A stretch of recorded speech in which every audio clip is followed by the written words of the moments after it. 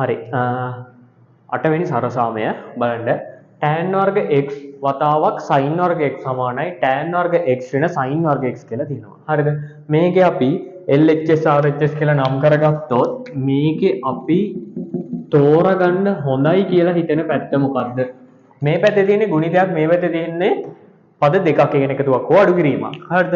මේක සාමාන්‍යයෙන් ලේසි වෙනවා අපිට එකතුවක් හෝ අඩු කිරීමක් තියෙන පැත්තෙන් ගාන හදන්න පටන් ගත්තොත්. ඒ කියන්නේ මම මේක පටන් ගන්නවා RHS වලින්.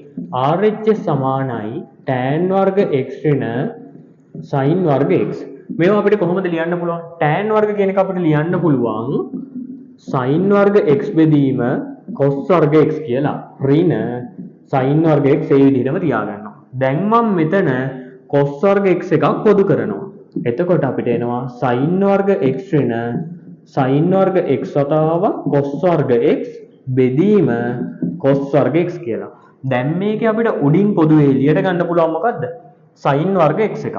උඩින් sin වර්ග x එකක් එළියට ගත්තම තව බෙදීම cos වර්ග x එකක් තියෙනවා. මෙතනින් අපිට එනවා 1 ඍණ cos වර්ග x කියලා. දැන් බලන්න sin වර්ග බෙදීම cos වර්ග. sin වර්ග බෙදීම cos වර්ග කියන්නේ මොකද්ද? tan වර්ග x වතාවක් 1 ඍණ cos වර්ග කියන්නේ මොකද්ද? sin වර්ග x. හරිද? ඔන්න එහෙනම් අපේ මෙතන RHS වලින් පටන් ගන්න මේ LHS වල තියෙන උත්තරේ හදාගන්න පුළුවන්කම තිබුණා. හරිද?